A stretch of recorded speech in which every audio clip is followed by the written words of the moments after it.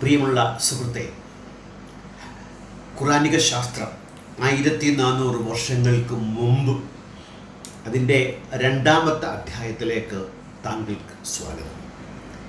വിഷയത്തിൽ കടക്കുന്നതിന് മുമ്പ് ഞാനൊരു കാര്യം പറഞ്ഞു കൊള്ളട്ടെ. ജബ്ബാർ മാഷിൻ്റെ ആ വെല്ലുവിളിയുമായി ബന്ധപ്പെട്ടുകൊണ്ട് അക്ബർ ഇപ്പോൾ സംവാദം നടക്കുന്നതിന് മുമ്പ് തന്നെ ഖുർആനെ ന്യായീകരിച്ചുകൊണ്ടുള്ള വീഡിയോസ് ഇറക്കി തുടങ്ങിയിട്ടുണ്ട്. ആദ്യത്തെ എപ്പിസോഡ് ഞാൻ കണ്ടു കുറേ. അതിൽ അദ്ദേഹം കാര്യമായി ഒന്നും പറയുന്നില്ല. ഖുർആനിക ഭ്രൂണശാസ്ത്രത്തെക്കുറിച്ചാണ് അദ്ദേഹം ചർച്ച ചെയ്യുന്നതെങ്കിൽ തന്നെയും ശാസ്ത്രവുമായി കഴിഞ്ഞ എപ്പിസോഡിൽ അതിനെ ബന്ധപ്പെടുത്തി കണ്ടില്ല. എന്താ കാര്യം എന്നെനിക്കറിയില്ല. അടുത്ത പ്രാവശ്യം അതുമായി ബന്ധപ്പെടുത്തുമായിരിക്കാം. എന്തായാലും അടുത്ത പ്രാവശ്യം മുതൽ അദ്ദേഹത്തെ പിന്തുടർന്നുകൊണ്ട് അദ്ദേഹം ഉന്നയിക്കുന്ന പ്രശ്നങ്ങൾക്ക് മറുപടി പറയാം, പ്രത്യേകിച്ച് ഭ്രൂണശാസ്ത്രത്തിൽ എന്നാണ് കരുതുന്നത്. അതുകൊണ്ട് അടുത്ത എപ്പിസോഡ് ഖുർആനിലെ ഭ്രൂണശാസ്ത്രം 1400 വർഷങ്ങൾക്ക് മുമ്പ് എന്നതായിരിക്കും. ഇന്ന് നമ്മൾ ചർച്ചയ്ക്കെടുക്കുന്ന വിഷയം നമ്മൾ അധിവസിക്കുന്ന ഈ ഭൂമിയെക്കുറിച്ച് തന്നെ.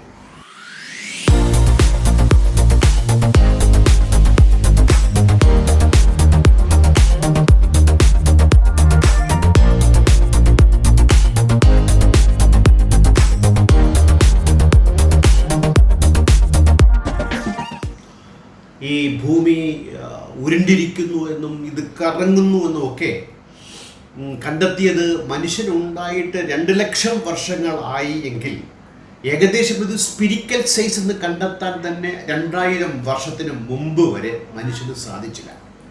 അതിനുശേഷവും സാധാരണക്കാർക്ക് ആ വിശ്വാസം ഉണ്ടായിരുന്നില്ല. കോപ്പർനിക്കസ് ഉൾപ്പെടെ ഗലീലിയോ ഉൾപ്പെടെയുള്ള ആളുകൾ ഇതൊക്കെ പറഞ്ഞപ്പോൾ ആളുകൾ അംഗീകരിച്ചില്ല. അതിനെതിരെ രൂക്ഷമായ അഭിപ്രായ വ്യത്യാസങ്ങളൊക്കെ പല ഭാഗത്തു നിന്നും പൊന്തി വന്നത് നമ്മൾ കണ്ടതാണ്. എന്നാൽ ഖുർആൻ ഇതിനെക്കുറിച്ച് പറയുന്ന വാദഗതികളെ നോക്കുകയാണെങ്കിൽ വളരെ അപഹാസ്യമായ രീതിയിൽ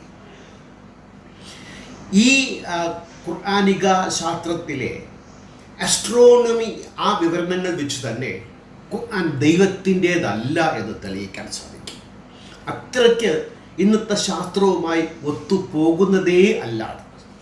ഒത്തുപോകണമെങ്കിൽ സക്കീർ നായക് വേണം, അക്ബർ വേണം, ഇന്നത്തെ യുവ അപ്പോളജിസ്റ്റ് അവരങ്ങനെ ഒത്തിപ്പിച്ച് കൊണ്ടുപോകുന്ന ആളുകളെ, ചേർക്കാത്തതിനെ ചേർത്ത് കൊണ്ടുപോയി ആളുകളെ ഗിമ്മിക്ക് അതിന് പറ്റിയ ആളുണ്ടെങ്കിൽ. അപ്പം ആദ്യമായി ഖുർആനിൽ പല സ്ഥലത്തും ഭൂമിയെക്കുറിച്ചും പ്രപഞ്ചത്തെക്കുറിച്ചും, പ്രപഞ്ചമെന്ന വാക്ക് പറയുന്നില്ല, എല്ലാത്തിനെയും കുറിച്ചൊക്കെ അങ്ങനെ ആകമാനം പറയുന്നുണ്ട്.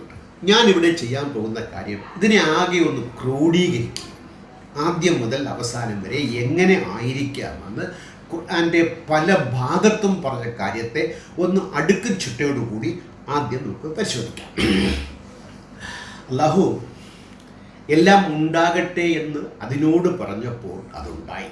അതായത് 41ാമത്തെ അധ്യായത്തിൽ 9 മുതൽ 12 വരെയുള്ള ആയത്തുകളിൽ ആകാശത്തോടും ഭൂമിയോടും അവൻ പറഞ്ഞു, അള്ളാഹു പറഞ്ഞു, ഉണ്ടായി വരുവിൻ, നിങ്ങൾ ഇച്ഛിച്ചാലും ഇല്ലെങ്കിലും.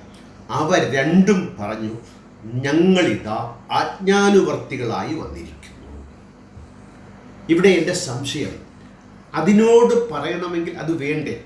ഇല്ലാത്ത ഒന്നിനോട് എങ്ങനെ പറയുക? തൽക്കാലം ചോദ്യവും അട്ടത്തിരിക്കട്ടെ എന്നുള്ളതാണ്. ആദ്യം സർവശൂന്യം, അള്ളാഹു മാത്രമേ ഉള്ളൂ. അള്ളാഹു എന്ത് ചെയ്തു? വെള്ളമുണ്ടാക്കി, അതിൽ സിംഹാസനമുണ്ടാക്കി, സിംഹാസനത്തിൽ ഉപവിഷ്ടനായിട്ട് വലിയൊരു ഗ്രന്ഥം അങ്ങനെ എഴുതി. ഈ ഭൂലോകത്ത് സംഭവിക്കാൻ പോകുന്ന കാര്യങ്ങളൊക്കെ എള്ളുള്ള കാലം അതിനകത്ത് എഴുതി പിടിപ്പിച്ചു. അതാണ് ഉമ്മുൽ കിതാബ് എന്ന് പറയുന്നത്. At first there was nothing but Allah. His throne was over the water and he wrote everything in the book and created the heavens and the earth. സഹീഹ് അൽ ബുഖാരിയിൽ 454-414. ഇത് സുമേറിയൻ വിശ്വാസവുമായി ഒത്തുപോകുന്നതാണ്. അതാണ് ജബ്ബാർ മാഷ് പറഞ്ഞത്. ഇത്തരം ശാസ്ത്ര വിഷയങ്ങളൊക്കെ പറയുമ്പോൾ അന്നത്തെ ആളുകൾക്ക് നിലവിലുണ്ടായിരുന്ന അറിവുകൾ അത് കേട്ടും മനസ്സിലാക്കിയുമൊക്കെ നബി പറഞ്ഞതാണെന്ന് പറയാൻ ഈ ഒരു വിശ്വാസം തന്നെ സുമേറിയൻ വിശ്വാസത്തെ കടം കൊണ്ടതാണ്. എന്നിട്ട് എല്ലാ ജീവനുള്ളവയും വെള്ളത്തിൽ നിന്ന് സൃഷ്ടിച്ചു. 21:30. അപ്പം വെള്ളമുണ്ടാക്കി, സിംഹാസനം, ബുക്കെഴുതി, ഭൂമിയെയും ആകാശത്തെയും ഉണ്ടാക്കി, എന്നിട്ട് വെള്ളത്തിൽ നിന്ന് ജീവനുള്ളതിനെ ഉണ്ടാക്കി. ഇത് സിസ്റ്റമാറ്റിക്കായിട്ടല്ല ഖുർആനിൽ പറഞ്ഞിട്ടുള്ളൂ, അങ്ങിങ്ങായി എടുത്തു വാരി വിതറിയിരിക്കുകയാണ്. നമ്മൾ ആവശ്യാനുസരണം ക്രോഡീകരിച്ചെടുക്കാൻ മുഹമ്മദ് ഖാൻ ഉള്ളത് കൊണ്ട് തൽക്കാലം ഇങ്ങനെ സാധിച്ചു. മറ്റാരെങ്കിലും ക്രോഡീകരിച്ചിരിക്കാം, എന്തുവാട്ടെ. എല്ലാത്തിനും മുകളിലാണ് സിംഹാസനം. അത് ബുഖാരിയിൽ പറയുന്നുണ്ട്. എങ്ങനെ 4:52:48. അങ്ങനെ ഈ ശരീരമില്ലാത്ത, അതായത് അള്ളാഹു എന്താ നിങ്ങളുടെ ബുദ്ധിക്ക് ഒതുങ്ങുന്നതല്ല, നിങ്ങൾക്ക് കണ്ടെത്താൻ ഒക്കാത്തതാണെന്നാണ് പറയുന്നത്. അള്ളാഹുവിനെ ആര് സൃഷ്ടിച്ചു എന്ന് വെച്ചാൽ ഭൗതികേതരമായ അള്ളാഹു എന്നൊക്കെ വീമ്പിളക്കുന്നവർ ഈ ഭൗതികേതരമായ അള്ളാഹുവിനെ സിംഹാസനത്തിൽ കൊണ്ടിരുത്തുകയാണെങ്കിൽ ഭൗതിക ശരീരവും മനസ്സിലാക്കാൻ ഒക്കാത്തത് സിംഹാസനത്തിൽ എങ്ങനെ ഇരുന്നു എന്ന് എനിക്ക് മനസ്സിലാകുന്നില്ല എന്നുള്ളതാണ്. പിന്നീട് അള്ളാഹു 7 ആകാശവും 7 ഭൂമിയും ഉണ്ടാക്കി. 65:12. എന്താണ് 7? ഇതൊക്കെ പഴയ കാലങ്ങളിൽ ഇങ്ങനെ 7, 14, 2, 3 അത്തരം ബാലിശ വിശ്വാസങ്ങൾ ഉണ്ടായിരുന്നേ. 7 ആകാശം എന്ന് പറഞ്ഞാൽ, 7 ഭൂമി എന്ന് പറഞ്ഞാൽ, അതൊക്കെ പറയാനും കേൾക്കാനും ഒക്കെ നല്ല രസമുള്ള കഥകൾ എന്നതൊഴിച്ചാൽ അതിലൊക്കെ ശാസ്ത്രമുണ്ടെന്ന് വാദിക്കാൻ തൊലിക്കട്ടി സിമ്പിളൊന്നും പോരകട്ടെ. പിന്നീട് അദ്ദേഹം ഭൂമിയും പിന്നീട് ആകാശം. ആദ്യം ഭൂമിയാണ് ഉണ്ടാക്കിയത്. അത് ഉണ്ടാക്കിയിട്ടാണ് പിന്നീട് ആകാശം ഉണ്ടാക്കിയത്. 2:29. അടുത്ത ആകാശത്തെ നാം ദീപാലങ്കൃതമാക്കി, തികച്ചും സുരക്ഷിതമാക്കി. We adorn the nearest heaven with stars and protection. Quran 41:12. അത് കഴിഞ്ഞിട്ട് ഈ ആകാശവും ഭൂമിയും ഒരു കാര്യം ചെയ്തു. ഇവന്മാരക്കരയും ഒട്ടിപ്പിടിച്ചിരുന്നു. സൃഷ്ടിച്ചിട്ട് 7 ആകാശവും 7 ഭൂമിയും സൃഷ്ടിച്ചു ഇവന്മാരൊക്കെ കറി ഒട്ടിപ്പിടിച്ചിരുന്നു. അപ്പോൾ അള്ളാഹ് എന്ത് ചെയ്തു? The heavens and earth were a joint entity and we separated them. അതിനെ 2ആക്കി മുറിച്ചു മാറ്റിയത്. ഇതിനെയാണ് സക്കീർ നായക് പ്രവൃത്തികളൊക്കെ ബിഗ് ബാങ്കിൽ കൊണ്ട് യോജിക്കുന്നത്. ബിഗ് ബാങ്ക് എന്തെന്നറിയാത്തവർക്ക് അത് കേട്ടാൽ കൈയടിക്കാം. ബിഗ് ബാങ്ക് അറിയാവുന്നവർക്ക് ഇതിൽ പരം ഒരു അപഹാസ്യത വേറെ ഉണ്ടാകില്ല എന്നുള്ളത്. ബിഗ് ബാങ്ക് വേറെ ഇങ്ങനെ അടർത്തി മാറ്റി ഒട്ടിച്ചേർന്നു എന്നൊക്കെ പറഞ്ഞാൽ അതിൻ്റെ മുമ്പിൽ ഈ വാദങ്ങൾ നിലനിൽക്കില്ല എന്ന് മതബോധമുള്ള ആളുകളെ ഇവർക്ക് പറഞ്ഞു പറ്റിക്കാൻ സാധിക്കും. പിന്നെ എന്ത് ചെയ്തു? ഭൂമിയെ പരത്തി എന്നുള്ളത്. അതാണ് നമ്മുടെ ഇന്നത്തെ വിഷയത്തിൻ്റെ ഹെഡ്. പരത്തിയതിനെ ഉരുട്ടുന്നവർ. എത്ര ഉരുട്ടിയിട്ടും അത് ബുക്കിൽ പരന്നു തന്നെ കിടക്കുകയാണ്. 12 പ്രാവശ്യം 12 ഇൻസ്റ്റൻസ് ആയിട്ട് ഈ പരത്തിയ വിഷയം ഖുർആനിലുണ്ടെന്നിരിക്കെ ഇതിനെ വെള്ളപൂശി കൊണ്ടുവന്നാൽ അത് പല ഭാഗത്തും മുഴച്ചു നിൽക്കും എന്നതാണ്. 2:22 പറയുന്നത് he who made for you the earth a bed. കിടക്കാനുള്ള വിരിപ്പാക്കി തന്നിരിക്കുന്നു എന്നതാണ്. ഗോളാകൃതിയാണ്, അതിനെ വിരിപ്പാക്കി തന്നിരിക്കുന്നു എന്ന് പറയുന്നത് 1400 വർഷത്തെ മുമ്പത്തെ ഒരു പ്രാകൃത മനുഷ്യ ഗോത്രത്തിൻ്റെ അറിവുമായി ബന്ധപ്പെട്ടതാണ്. അതിൽ നിന്ന് വിഭിന്നമായ അറിവുള്ള ഗോത്രങ്ങളും ജീവികളും രാജ്യങ്ങളുമൊക്കെ ഉണ്ടായിരുന്നു. അതിങ്ങോട്ട് എത്തണമെന്നില്ല. എത്തിയിരുന്നെങ്കിൽ കോപ്പി അടിച്ചേനെ, സുമേറിയൻ കോപ്പി അടി പോലെ. പക്ഷെ എത്താത്തത് കൊണ്ട് അങ്ങനെ ഈ ഉരുണ്ടിരിക്കുന്നത് ബെഡാക്കി തന്നു എന്നതാണ്. ഇനി എന്ത് ചെയ്തു? അപ്പോൾ ഓരോന്നും ആലോചിച്ചാണ് ചെയ്യുന്നത് കേട്ടോ. 13:3 പറയുന്നത് and placed therein firmly set mountains and rivers. പർവ്വതങ്ങളെ ആണിയാക്കി നിർത്തി എന്ന് മറ്റു പല ഭാഗത്തും പറയുന്നുണ്ട്. പർവ്വതങ്ങൾ ആണിയാണ്. പർവ്വതം എങ്ങനെ ഭൂമിയിലുണ്ടായി? ടിറ്റാനിക് പ്ലേറ്റ്സിൻ്റെ സമ്മർദ്ദം കാരണം ഇടിച്ചിങ്ങനെ പൊന്തിയതാണ്. അത് ഭൂചലനത്തിന് കാരണമാകുന്നു. എവിടെയൊക്കെ ഏറ്റവും കൂടുതൽ ഭൂചലനം ഉണ്ടാകുന്നത് വലിയ വലിയ പർവ്വതങ്ങളുടെ അടുത്തെന്ന് പറയപ്പെടുന്നുണ്ട്. ഈ അഗ്നിപർവ്വതം അതിപ്പോഴും പുകഞ്ഞും കത്തിയും കൊണ്ടിരിക്കുന്നതാണെങ്കിൽ അതെങ്ങനെയാണ് സ്റ്റേണായിട്ടൊരു ഭൂമിക്ക് ഉതകുക എന്നതാണ്. He sent down from the sky rain and brought forth thereby foods for you. ആകാശത്ത് നിന്ന് മഴ വർഷിച്ച് നിങ്ങൾക്ക് ആഹാര സാധനങ്ങൾ ഉണ്ടാക്കി തന്നു. ഖുർആൻ 2:22. ഇവിടെ എങ്ങനെ മഴയുണ്ടാകുമെന്ന് വിദ്യാർത്ഥികൾക്ക് പോലും അറിയാം. പ്രൈമറി സ്കൂൾ വിദ്യാർത്ഥിക്ക് പോലും എവോപ്പറേഷൻ അതൊരു ഘടകമാണല്ലോ. ഇത് ബൈബിളിൽ പറയപ്പെട്ടു എന്ന് പറയപ്പെടുന്നുണ്ട്. എനിക്കറിയില്ല, ഞാൻ വായിച്ചിട്ടില്ല. പക്ഷേ ആ അറിവ് മനുഷ്യൻ അന്ന് ഉണ്ടായിരുന്നെങ്കിലും 2000 വർഷങ്ങൾക്ക് മുമ്പ് ഉണ്ടായിരുന്നെങ്കിലും 1400 വർഷത്തെ ഗോത്ര അറബി സമൂഹത്തിൽ ആ അറിവ് വന്നെത്തിയിട്ടില്ല. അതുകൊണ്ടാണ് മഴയെ ആകാശത്ത് നിന്ന് ചൊരിയിക്കേണ്ടി വന്നത്. ഇനി മറ്റൊരു തമാശ. And the moon when it follows the sun. 91:2. സൂര്യനെ അനുഗമിക്കുന്ന ചന്ദ്രൻ. സൂര്യനെ ചന്ദ്രന് കവച്ചു വയ്ക്കാനാവില്ല എന്നൊക്കെ പറയപ്പെടുന്നുണ്ട്. ആകാശത്ത് നോക്കിയാൽ നമുക്ക് പ്രഥമദൃഷ്ട്യാ കാണാൻ കഴിയുന്ന ഒരു കാര്യം അങ്ങനെ പറഞ്ഞു വെച്ചെന്നേ ഉള്ളൂ. അതിനെ ഈ സക്കീർ നായിക്കിനെ പോലുള്ള ആളുകൾ എടുത്ത് പരത്തി ഉരുട്ടി കറക്കി പിന്നെ പറയാനാണ്. 31-ാമത്തെ അധ്യായത്തിൽ 29 മുതൽ 30 വരെയുള്ള വാക്യങ്ങൾ. അള്ളാഹു രാവിനെ പകലിൽ കോർത്തു. അങ്ങനെ കൊണ്ടുവരുന്നതും പകലിനെ രാവിൽ കോർത്ത് കൊണ്ടുവരുന്നതും നിങ്ങൾ കാണുന്നില്ലേ? ഇങ്ങനെ പകൽ നിൽക്കുന്നു, രാവിനെ കൊണ്ട് കോർക്കുന്നു, രാവ് നിൽക്കുന്നു, പകലിൽ കൊണ്ട്. പ്രഥമ ദൃഷ്ട്യ കേവല യുക്തിക്ക് പകലിനെയും രാത്രിയെയും ആലോചിച്ചപ്പോൾ കിട്ടിയ അറബി ഗോത്ര വിഭാഗത്തിൻ്റെ അപര്യാപ്തമായ അറിവാണ് ഇവിടെ ദൈവീക ഗ്രന്ഥമായി പറയപ്പെടുന്നു. അങ്ങനെയൊക്കെ ആണോ പകലും രാത്രിയും ഉണ്ടാകുന്നത്? ഇന്ന് ഏത് കൊച്ചുകുട്ടിക്കും അറിയാം.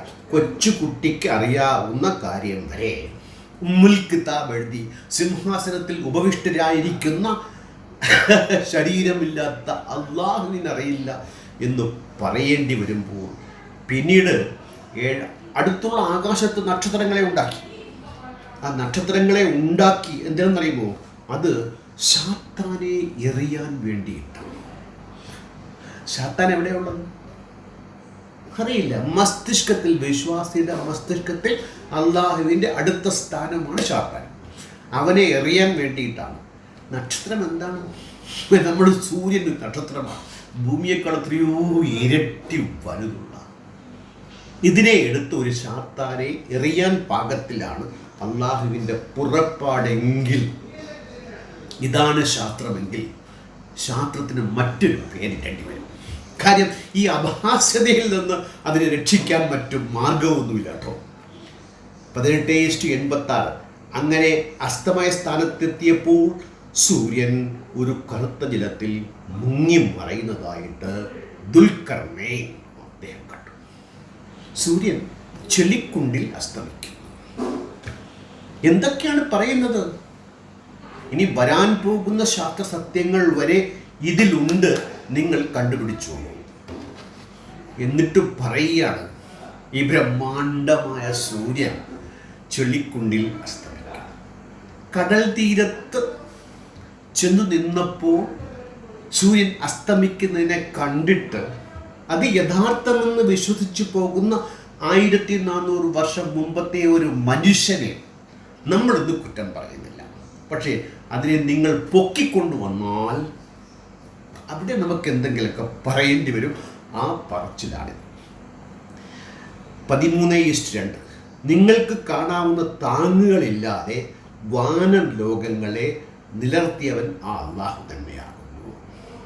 അനന്തരം അവൻ തൻ്റെ അധികാരപീഠത്തിൽ ഉപവിഷ്ടനായി.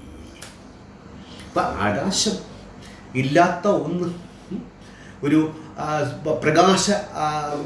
പ്രകാശത്തിൻ്റെ പ്രതിഫലനമായി വരുന്ന ബ്ലൂ നമ്മുടെ കണ്ണിൽ കാണുന്നു എന്നതൊഴിച്ചാൽ അങ്ങനെ ഒരു സാധനമില്ല. അതിനെ അദ്ദേഹം ഇല്ലാത്ത ഒന്നിനെ കാണാനൊക്കാത്ത തൂണുകൾ കൊണ്ട് താങ്ങി നിർത്തി. എന്നിട്ടാണ് അദ്ദേഹത്തിന് സിംഹാസനത്തിൽ കയറി ഒന്ന് ഇഷ്ടനായിരിക്കാൻ വേണ്ടിയിട്ട് എന്ന്. നമുക്ക് 100 മുതൽ 200 കോടി ഗാലക്സി, അതിൽ 100 മുതൽ 200 ബില്യൺ ഗാലക്സീസ് നമ്മൾ കണ്ടെത്തിയിട്ടുണ്ട്. അതിൽ 2500 പ്ലാനറ്ററി സിസ്റ്റം. നാം ഒരു പ്ലാനറ്റിലാണ്, ഒരു ഇടത്തരം സൂര്യൻ എന്ന പ്ലാനറ്റിലാണ് നമ്മൾ. ഇത് ഖുർആൻ പറഞ്ഞിരുന്നുവെങ്കിൽ എത്ര നന്നായിരുന്നേനെ. അപ്പോഴാണ് അതിശയം വരിക, അപ്പോഴാണ് ശാസ്ത്രമാകുക. ഇത് അടിസ്ഥാനപരമായി മനുഷ്യൻ മനസ്സിലാക്കിയ ഭൂമി കറങ്ങുന്നു, ഇത് ഉരുണ്ടിരിക്കുന്നു എന്ന് പറഞ്ഞാൽ ഒരു അടിസ്ഥാന വിവരമാകുമെങ്കിൽ അതുപോലത്തെ ഒരു അടിസ്ഥാന വിവരമാണ് ഇന്നത്തെ 3ാം ക്ലാസ് വിദ്യാർത്ഥി. ഞാൻ കൂടുതൽ പറയുന്നില്ല.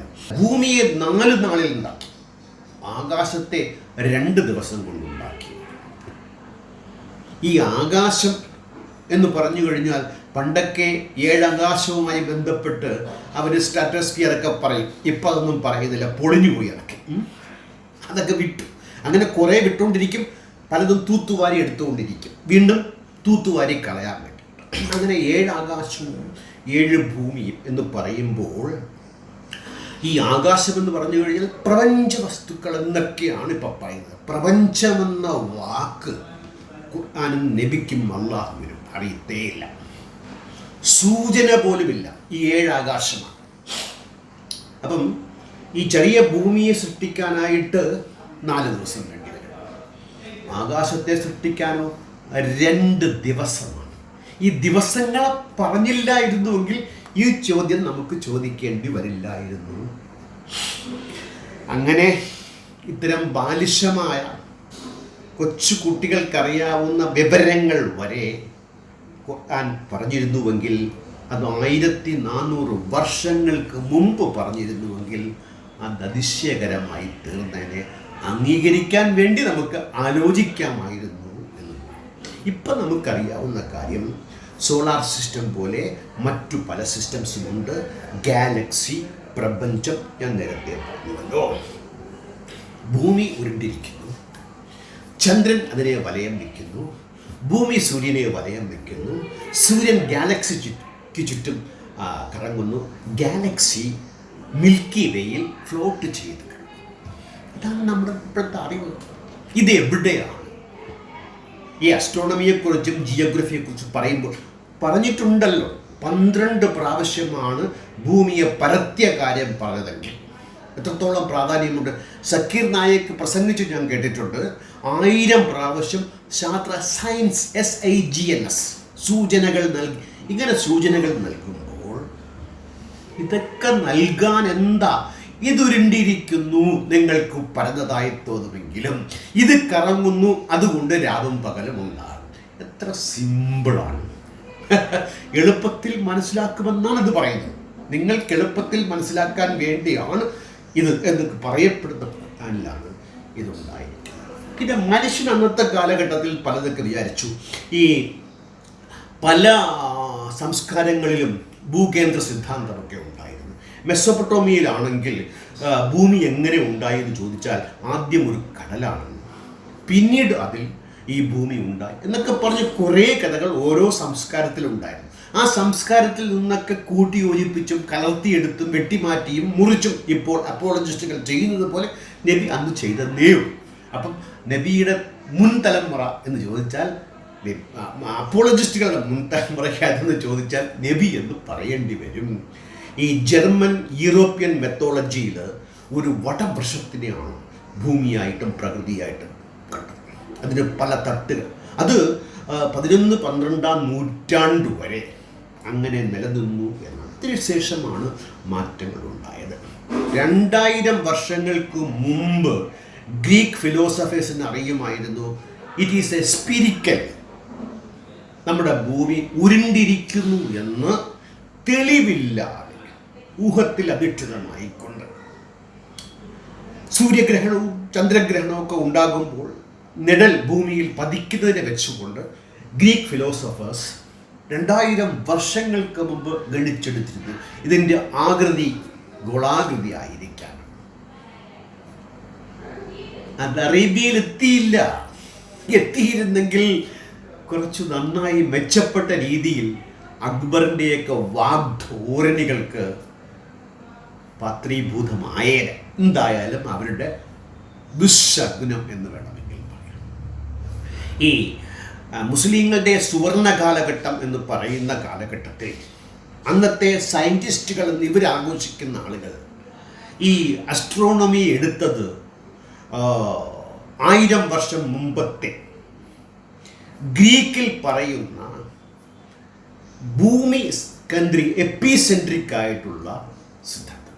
ഇവിടെ ഒരു ചോദ്യം ചോദിക്കുന്നത്, ഖുർആൻ അസ്ട്രോണമിയെ കുറിച്ച് കറക്റ്റായിട്ട് പറഞ്ഞിട്ടുണ്ടെങ്കിൽ അന്നത്തെ ശാസ്ത്രജ്ഞന്മാരെന്ന് അവകാശപ്പെടുന്നവർ ഇതിനെ തിരുത്തി പറയേണ്ടേ? എപ്പിസെൻട്രിക് ഹീലിസെൻട്രിക് എന്ന് പറയുന്ന ആ ഒരു സിദ്ധാന്തത്തെ അവർ വിശ്വസിക്കുമായിരുന്നു, പ്രചരിപ്പിക്കുമായിരുന്നു. അതിൽ നിന്ന് തന്നെ നമുക്ക് മനസ്സിലാക്കാം. ഇനി അപ്പോളജിസ്റ്റുകളുടെ മറ്റൊരു വാദമുണ്ട്. ഈ ഉരുണ്ടിരിക്കുന്നു എന്ന് പറയാത്തത് നടക്കാൻ പാകത്തിൽ പരത്തി എന്നതുകൊണ്ടാണ്. എൻ്റെ പ്രിയ സുഹൃത്തുക്കളെ, പരന്നത് തന്നെ സ്പ്രെഡ്സ്. 12 ഖുർആൻ്റെ തർജുമ, ഇംഗ്ലീഷിൽ തർജുമ ഞാൻ റെഫർ ചെയ്തു. യൂസഫ് അലിയും പിക്താളും ഉൾപ്പെടെയുള്ള ആൾ അതിലൊക്കെ പറയുന്നത് സ്പ്രെഡ്സ്, പരത്തിയിരിക്കുന്നു എന്നാണ്. അതൊന്ന് പരന്ന് നിൽക്കട്ടെ. നിങ്ങളെ ഉരുട്ടി ഇങ്ങനെ ഉരുളാതിരിക്കുക, അത് നിങ്ങൾക്ക് നല്ലതാണ്. പക്ഷെ നിങ്ങൾക്ക് നല്ലതെന്ന് പറയുമ്പോൾ നിങ്ങൾക്ക് നല്ലതല്ലാത്തതാണ്. കാരണം ഇത് കച്ചവടമാക്കാൻ വേണ്ടിയിട്ട് അങ്ങനെയൊക്കെ പറയേണ്ടി വരും. ഭൂമി സ്വയം അച്യുതത്തിൽ കറങ്ങുന്നു എന്ന് എല്ലാം അറിയാവുന്ന ഉമ്മുൽ കിതാബിന് അറിയില്ല. പിന്നെ ഭൂമിയിൽ ഉദയസ്ഥാനങ്ങൾ ഉണ്ടെന്ന് പറയപ്പെടുന്നുണ്ട്. എങ്ങനെ ഉദയസ്ഥാനം ഉണ്ടാകും? ഇത് പരന്ന ഭൂമിയാണെങ്കിൽ ഉദയസ്ഥാനം ഉണ്ടാകും, ഗോളമാണെങ്കിൽ അത് കറക്കം കൊണ്ടുണ്ടാകും. ചുമ്മാ വെറുതെ അവരെ കുറ്റം പറഞ്ഞിട്ട് കാര്യമില്ല. ഇന്നും ഫ്ലാറ്റ് എർത്ത് സൊസൈറ്റി ഉണ്ട്, സൈറ്റുണ്ട്, വിശ്വസിക്കുന്ന ആളുകളൊക്കെ ഉണ്ട്, പ്രചരിപ്പിക്കുന്ന ആളുകളൊക്കെ ഉണ്ട്.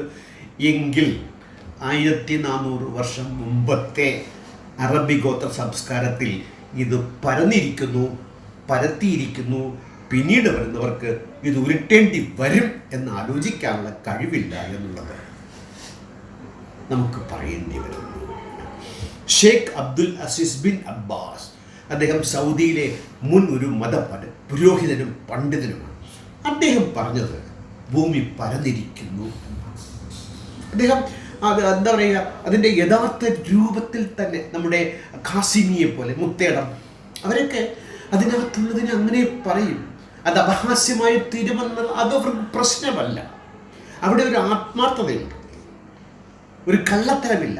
പക്ഷേ ഈ മുജാഹിദിൻ്റെയും ജമാഅത്തിൻ്റെയും ഈ സലഫിമാരൊക്കെ ഇങ്ങനെ തേച്ച് മിനുക്കി വെള്ളപൂശി കൊണ്ടുവരുമ്പോൾ, മഴ പെയ്താൽ ഇതൊക്കെ ഒലിച്ചു പോകുമ്പോൾ അറിവുള്ളവരുടെ മുമ്പിൽ പിടിച്ചു നിൽക്കാനുള്ള കെൽപ്പില്ലാതെ ഇത്തരം വാചോടപഗതികളൊക്കെ പരത്തിയതിനെ ഉരുട്ടിയാലും അതെന്നും പരന്നേ ഇരിക്കുന്നു എന്നുള്ള സത്യം നിങ്ങളുടെ മുമ്പിൽ തൽക്കാലം അവതരിപ്പിച്ചുകൊണ്ട് അടുത്ത പ്രാവശ്യം നമുക്ക് ഭ്രൂഢത്തിനെ, അതും പ്രത്യേകിച്ച് അക്ബറിൻ്റെ ഭ്രൂഢത്തിന് അദ്ദേഹം ബുക്ക് എഴുതിയിട്ടുണ്ട്. ആ ബുക്ക് എൻ്റെ കയ്യിലുണ്ട്, ഞാൻ വായിച്ചതാണ്. അതുമായി ബന്ധപ്പെട്ട് കുറേ നോട്ട്സ് എടുത്താണ്. ഡോക്ടർ നജീബ് എന്ന് പറയുന്ന MBBS സ്റ്റുഡൻസിനെ പഠിപ്പിക്കുന്ന ആളുകളുടെ അദ്ദേഹത്തിൻ്റെ സൈറ്റിൽ നിന്നും അദ്ദേഹത്തിൻ്റെ യൂട്യൂബിൽ നിന്നും ഫെർട്ടിലൈസേഷൻ എന്ന 10 പാർട്ട് ഞാൻ കണ്ട് നോട്ട് എഴുതിയെടുത്തതാണ്. ഞാൻ അത് റെഫർ ചെയ്തുകൊണ്ട് അടുത്ത പ്രാവശ്യം നിങ്ങളുടെ മുമ്പിൽ വരുന്നത് വരെ നന്ദി, നമസ്കാരം, ഗുഡ് ബൈ.